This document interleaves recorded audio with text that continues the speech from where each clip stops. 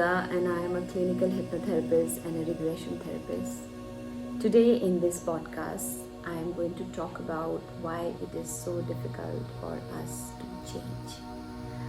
I want you to, stop this video for some time and write down which is that area of your life which you're finding it very, very difficult to change. It could be a new behavior that you want to inculcate in yourself, or it could be, something in your relationship, or it could be a new diet which you want to start. You do it for some time and then you leave it, right? And then you go into that, zone of self-guilt and shaming yourself that, oh, I'm not good enough, I can never do it, and you go into that self-critical mode of yourself. So you don't have to be so self-critical of yourself when you know that there is a science behind it. There is a chemical in your brain which is not helping you to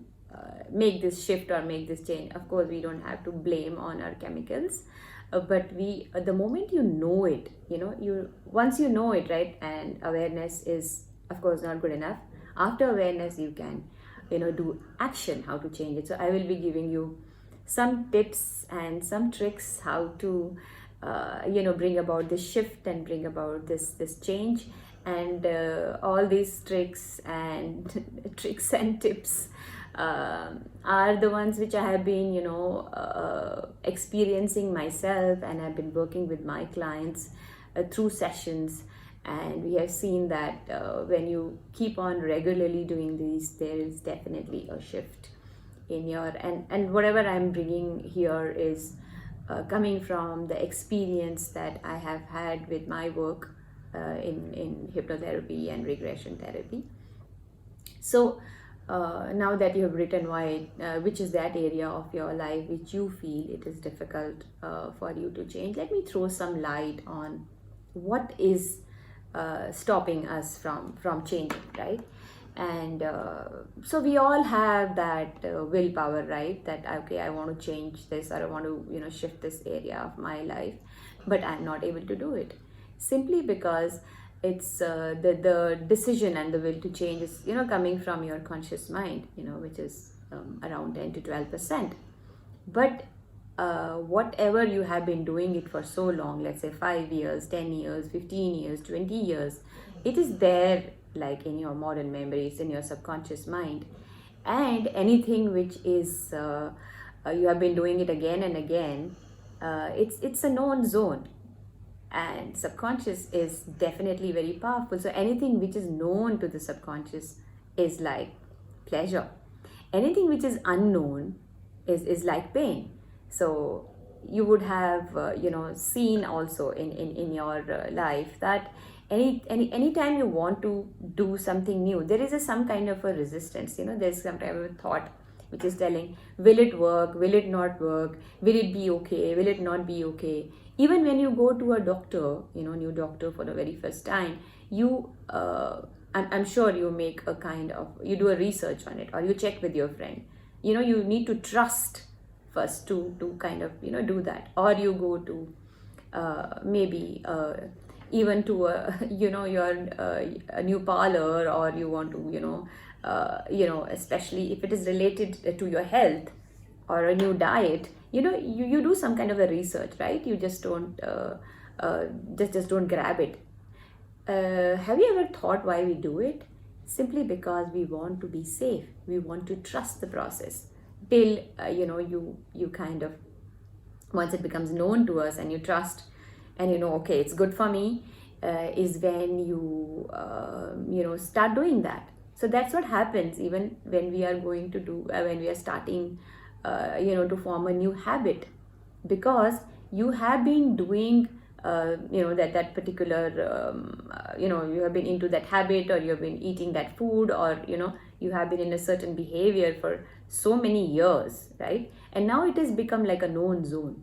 There is a neural pattern in the brain that the moment and you very unconsciously start doing it, right? So when if you had anytime learned driving, Initially, when you went the first day of your driving, you would be, okay, this is the clutch, this is the brake, this is the steering, every, that car looked like probably like a big bulldozer to you, right? And but after you kept on doing it, and after 21 days, what happened? Before you knew, you had reached home. So it was a very unconsciously you reached home, right? And now if you've been driving it for quite some time, you don't even know, right, when you reach your destination. So what happened there? From that, it became a known pattern to you. That's all what happened, or maybe when you learn swimming, initially it would have been very difficult, but after 21 days, what happened? It became like a known zone for you. So my dear friends, the research shows that it takes 21 days in our brain to make a neural pattern, and our brain likes to automate everything. So every time we want to start a new habit, it is like in the unknown zone.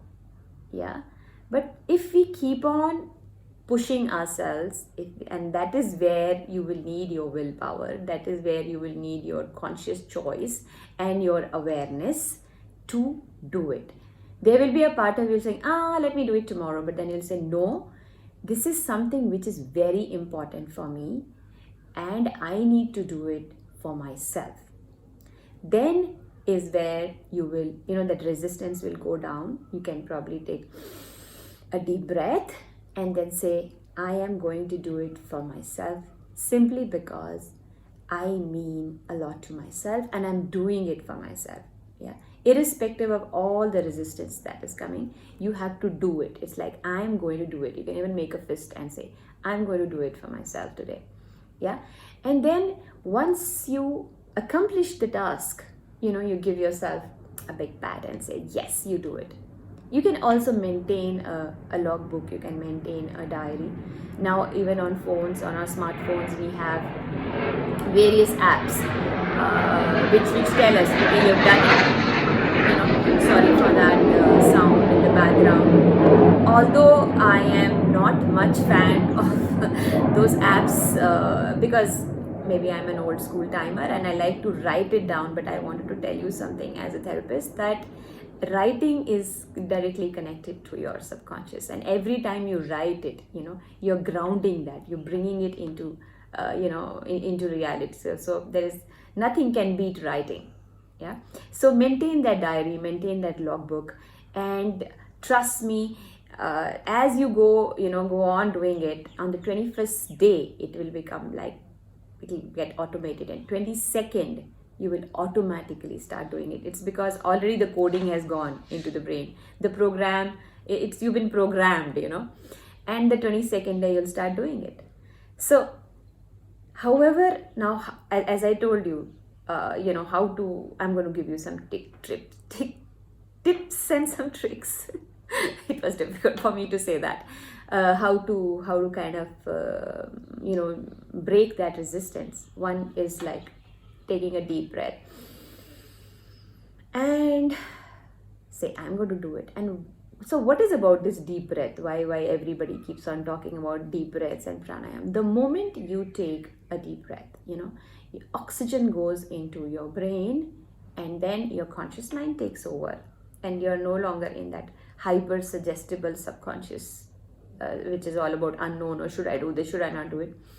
And your conscious mind now makes a decision that, okay, I'm going to do it simply because this habit is going to help me. Yeah. And after you take that deep breath, take one step forward. So now I am now going into my new reality. You can physically move yourself, that I'm going into this new reality. Close your eyes and see a visual, or you can feel it, that how good you're going to feel and what is going to change positively in your life when you are going to change. Anchor it in your body. You might feel it in your stomach, you might feel it in your heart, wherever you feel it. Keep your hand over there for a minute and then say, I'm doing it just for today. And that's another trick. Just say, just for today. Don't push it on to tomorrow. Just for today. Every one day is like that, one pebble that you're putting in that bucket of water. You remember the story of The thirsty crow, that's like an inspirational story to me, and I keep talking about this story to everyone, right? You keep putting one pebble every day, and then the water came up and the thirsty crow drank water. These are the pebbles that we are putting every day in the bucket, right? And then before you know, that unknown zone becomes the known zone, and now your brain will automate it, and then you will be able to, the moment you automate it, you will have a new habit, or you will be able to break that pattern. One thing I want to tell you, that the old pattern is still there, the old behavior is still there, and it becomes very easy for you to switch back into it, because it is still known. But with your willpower and with your, as I gave you this small tip of breathing and telling yourself that this is important for me, soon this becomes like a known zone to you, and that's it. You can change the habit and feel very good and very proud about yourself that you have done it. You can write it down in your diary, your accomplishments, and do maintain a logbook. At the end of the day, do go back and check what is it that you have done to change this habit. I hope this podcast was helpful. I would love to have your feedbacks, and I shall come back to you with another topic. And do check out about me on my website, which is trikayawellness.in. And if you feel that you want to reach out to me, please do reach out to me. You can also check me out on Instagram. So signing off as Nivedita, and I shall come back to you again. Stay healthy, stay safe, and trust me, my friends, it is not so difficult to change. If we really want to, we can do it. Bye-bye. Take care.